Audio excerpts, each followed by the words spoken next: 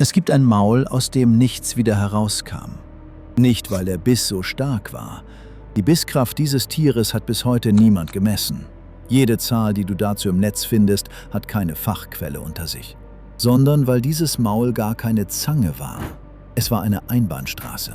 4 Bauteile und alle 4 arbeiten in dieselbe Richtung, nach innen. Wir gehen sie einzeln durch. Und danach kommt die Frage, die eigentlich interessant ist. Warum musste ausgerechnet ein Reptil so etwas bauen? Eine Sache vorweg, weil sie für alles gilt, was jetzt kommt. Niemand hat je einen Mosasaurier fressen sehen. Kein Mensch hat dieses Maul jemals in Bewegung erlebt.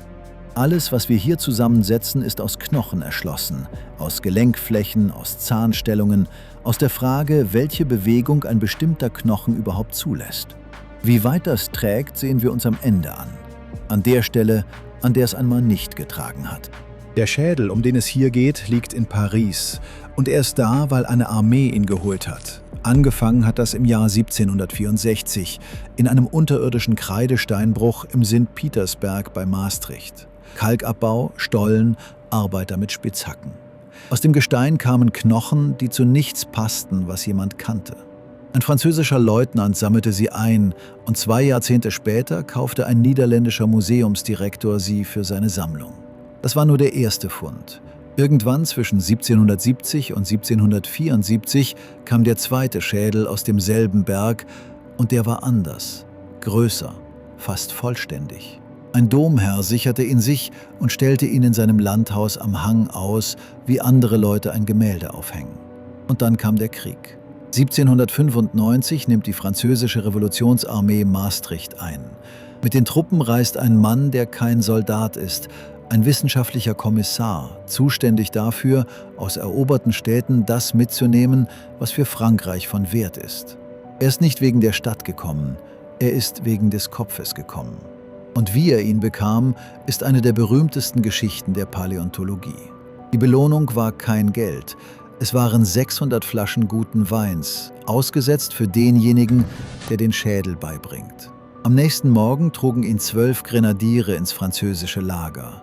Nur, und das ist der Punkt, an dem man kurz innehalten sollte, diese Geschichte hat genau eine Quelle. Sie steht so in der Darstellung des Mannes, der den Schädel haben wollte. Wissenschaftshistoriker halten sie mindestens für ausgeschmückt. Der Schädel selbst ist echt. Der Wein ist eine Erzählung. Er kam nach Paris und dort ist er geblieben. Rückgabeforderungen gibt es seit 1824. Zuletzt hat das Naturhistorische Museum Maastricht, Frankreich, im Dezember 2023 öffentlich aufgefordert, ihn herauszugeben. 230 Jahre. Er ist immer noch dort. Wenn du diesen Schädel von außen ansiehst, siehst du das, was du erwartest. Eine lange Schnauze, kegelförmige Zähne, leicht nach hinten gekrümmt. Ein Raubtiergebiss. Das Besondere siehst du erst, wenn du von unten in den Rachen schaust. Da oben, am Gaumendach, sitzt eine zweite Zahnreihe. Nicht 2 Zähne, nicht 4. 8. Sie stehen hinter der eigentlichen Zahnreihe, quer über dem Dach der Mundhöhle. Und sie zeigen nach hinten. Das sind keine Höcker und keine Hornplatten, es sind echte Zähne mit echtem Halteapparat, fest im Knochen verankert. Man hat das Gewebe untersucht, mit dem sie dort sitzen. Und jetzt der Teil, auf den es ankommt. Diese Zähne beißen nicht. Sie können nichts durchtrennen. Sie sitzen an einer Stelle, an der kein Kiefer zudrückt. Was sie können, ist etwas anderes. Sie lassen Bewegung in eine Richtung zu und blockieren sie in die andere. Alles, was nach hinten rutscht, rutscht leicht. Alles, was zurück will, läuft in die Krümmung. Es ist kein Gebiss. Es ist ein Widerhakenfeld. Und hier gehört die erste Einschränkung hin, ehrlich und sofort. Das ist eine Funktionshypothese. Sie ergibt sich aus der Form und der Richtung der Zähne und sie ist gut begründet. Aber niemand hat sie je arbeiten sehen. Wir lesen die Absicht aus der Geometrie. Das allein wäre noch keine Einbahnstraße. Eine Reihe rückwärts gerichteter Zähne hilft nur, wenn überhaupt etwas hineinpasst, das größer ist als der Spalt. Also sehen wir uns an, wie der Spalt aufgeht. Nimm deinen eigenen Unterkiefer. Er ist ein Stück. Ein U-förmiger Knochen. Vorne am Kinn fest verwachsen, hinten 2 Gelenke am Schädel. Er kann auf und zu, sonst nichts. Der Unterkiefer eines Mosasauriers kann 3 Dinge, die deiner nicht kann. Erstens, er ist vorne nicht verwachsen. Die beiden Hälften sind am Kinn nicht zu einem Stück verbunden, sondern nur über Bindegewebe gekoppelt. Sie können auseinanderweichen. Das Maul wird nicht nur höher, wenn es sich öffnet, es wird auch breiter. Zweitens, jede Hälfte hat in sich ein Gelenk. Ungefähr auf halber Länge zwischen dem zahntragenden vorderen Knochen und dem hinteren Teil sitzt eine bewegliche Verbindung. Der Unterkiefer eines Mosasauriers ist kein Balken, er knickt in der Mitte. Drittens, beides zusammen bedeutet, dass sich der Rachenraum nach hinten aufweiten kann, während vorne noch festgehalten wird. Wenn du das übereinander legst, bekommst du eine Öffnung, die deutlich größer ist als das, was der Schädel in Ruhestellung vermuten lässt. Und genau diesen Schluss zieht die Fachliteratur seit der klassischen Bearbeitung der amerikanischen Mosasaurier aus den späten 60er Jahren. Dieses Tier konnte Beute schlucken, die breiter war als sein eigener Kiefer. Der Vergleich, der sich hier aufdrängt, ist die Riesenschlange. Der ist erlaubt, aber nur als Vergleich. Schlangen bewegen ihre Unterkieferhälften zusätzlich abwechselnd. Sie laufen mit dem Kiefer über die Beute. Dass ein Mosasaurier das auch konnte, ist nicht belegt. Gleiches Prinzip, nicht dieselbe Maschine. 2 Bauteile stehen. Rückwärtszähne am Gaumen, ein Rachen, der sich aufweitet. Es fehlt noch das Dach.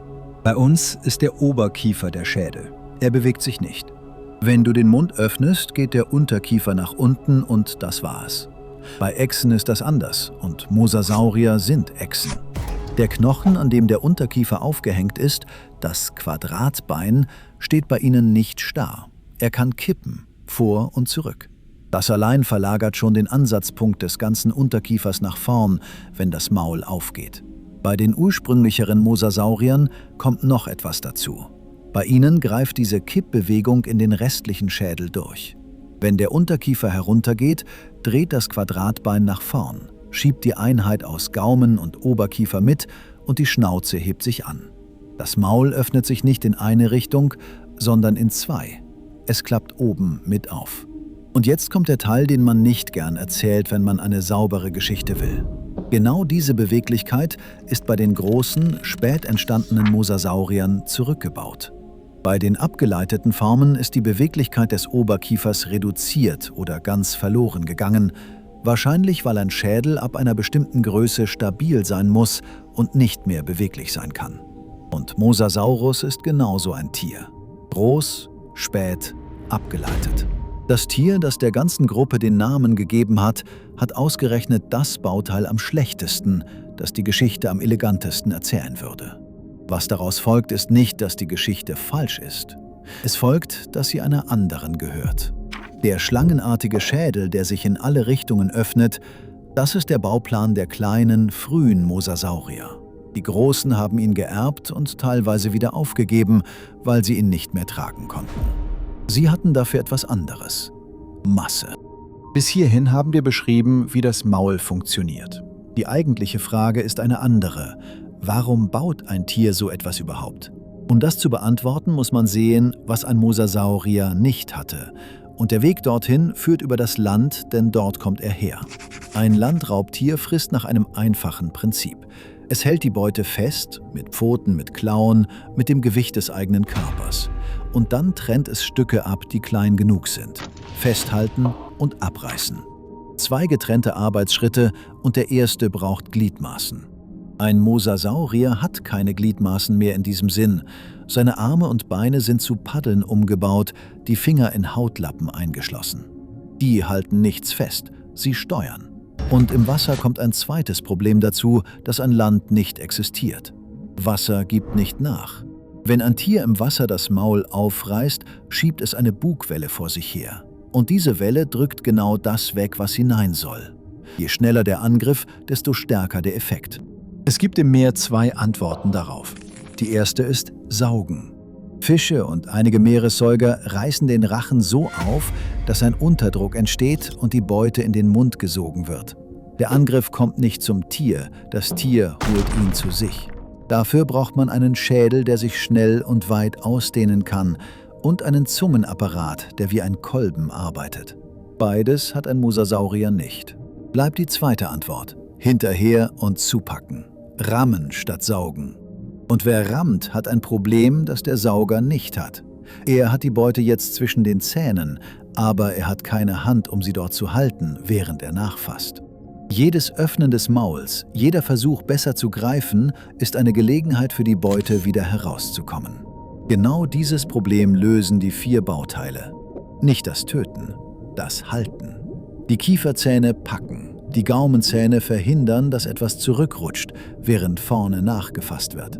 Das Scharnier im Unterkiefer und der aufklappende Rachen sorgen dafür, dass der Weg nach hinten offen ist, auch für etwas Großes. Das Maul ist kein Werkzeug zum Töten, es ist ein Ersatz für Hände. Und hier liegt der Unterschied zu jedem Fisch, der dasselbe tut. Ein Hai reißt Stücke heraus und lässt den Rest schwimmen. Ein Mosasaurier musste das ganze Tier nehmen oder gar keines. Alles bisher ist erschlossen. Geometrie, Gelenkflächen, plausible Bewegung. Es gibt 2 Fälle, in denen wir nicht rekonstruieren müssen. Der erste kommt aus Kansas und wurde 1918 geborgen. Ein Tylosaurus, ein Mosasaurier von knapp 9 Metern, und in seinem Bauchraum lagen die teilverdauten Knochen eines Plesiosauriers. Kein Fisch, kein Kleintier. Ein anderes großes Meeresreptil im Bauch eines Meeresreptils. Der zweite Fall ist noch deutlicher und kommt aus Angola.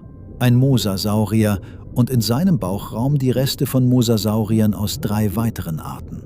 3 verschiedene Arten in einem 4. Der Zahnschmelz der Verschluckten ist von Magensäure angeätzt. Man sieht, wie weit die Verdauung gekommen war, als das Tier selbst starb. Was diese Funde beweisen, ist genau das, was die Anatomie vorhergesagt hat. Große Brocken, ganz geschluckt. Keine Kauspuren, keine zerlegten Portionen. Was sie nicht beweisen, gehört genauso dazu. Sie sagen nichts darüber, ob die Beute lebend gefangen wurde. Ein Magen unterscheidet nicht zwischen Jagd und Aas. Bei einem Tier, das nicht kaut, sondern schluckt, ist ein toter Körper im Wasser genauso brauchbar wie ein lebender. Wir wissen, dass es hineinging. Wir wissen nicht, wie es hineinkam. Und jetzt zu der Stelle, an der das Erschließen einmal nicht getragen hat. Es gibt ein Bild, das du wahrscheinlich kennst, auch wenn du nie darüber nachgedacht hast. Ein Ammonit, eine dieser aufgerollten Schalen und darin eine Reihe runder Löcher. 2 Reihen sogar, gegenüberliegend in genau dem Abstand, den 2 Kieferhälften hätten. Jahrzehntelang war das der beste direkte Beleg für einen zubeißenden Mosasaurier. Die Löcher wurden gezählt, ausgemessen, mit Zahnabständen verglichen. Man konnte damit rekonstruieren, wie das Tier den Ammoniten gepackt hatte und sogar, dass es ihn mehrfach anfassen musste. 1998 erschien eine Arbeit, die das auseinandernahm. Die Autoren machten etwas Ungewöhnliches. Sie bauten einen mechanischen Mosasaurierkiefer nach und drückten damit auf frische Nautilus-Schalen, auf das, was einer Ammonitenschale am nächsten kommt, das es heute noch gibt. Die Schalen brachen. Aber sie brachen anders. Die Lochbilder, die dabei entstanden, sahen nicht aus wie die an den Fossilien. Und dann kam das Argument, das schwer wiegt. Die Autoren schnitten die fossilen Schalen auf und sahen unter etlichen dieser Löcher nach. Darunter lag die innere Perlmuttschicht, unversehrt. Ein Zahn, der die Schale durchstößt, kann die Innenschicht nicht heil lassen. Ihre Erklärung: Das sind keine Bisse, das sind Ruheplätze von Napfschnecken. Napfschnecken haften auf einer Oberfläche, kehren immer wieder an dieselbe Stelle zurück und schaben sich dort mit der Zeit eine flache Mulde. Wenn eine solche Mulde nach der Einbettung im Sediment verändert wird, kann sie aussehen wie ein Loch, wie ein Zahnabdruck. Der berühmteste Beweis für den beißenden Mosasaurier war möglicherweise eine Schnecke, die zu Hause war. Aber die Sache ist damit nicht erledigt, und wer sie als erledigt erzählt, macht denselben Fehler noch einmal, nur in die andere Richtung. 3 Jahre später widersprachen andere Forscher. An den Stücken aus Alberta gäbe es Merkmale, die sich mit Napfschnecken schlechter erklären lassen als mit Bissen.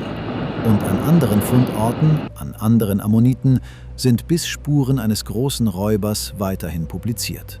Der Streit läuft bis heute. Was daran wichtig ist, hat mit Ammoniten wenig zu tun. Der stärkste Beleg dieser Nische war jahrzehntelang ein Bild, das jeder sofort verstanden hat. Und ausgerechnet der ist der unsicherste.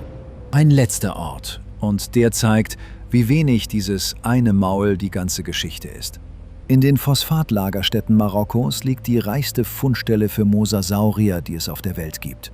Aus dem obersten Abschnitt der Kreidezeit sind von dort mindestens 15 Arten beschrieben. 15 Arten. Nicht nacheinander, über Jahrmillionen verteilt, gleichzeitig, im selben Meer. Und sie teilen es unter sich auf, sichtbar am Gebiss. Eine Untersuchung von 2025 hat die Zähne dieser Arten vermessen und sortiert und kommt zu dem Ergebnis, dass sie fast alle Gebisstypen abdecken, die Meeresreptilien im gesamten Erdmittelalter je hervorgebracht haben. Schneidende Zähne, greifende Zähne, spitze Fangzähne und stumpfe. Es gibt in dieser Fauna eine Gattung mit knopfförmigen, abgerundeten Zähnen, mit denen sich nichts festhalten und nichts durchtrennen lässt. Damit knackt man Schalen.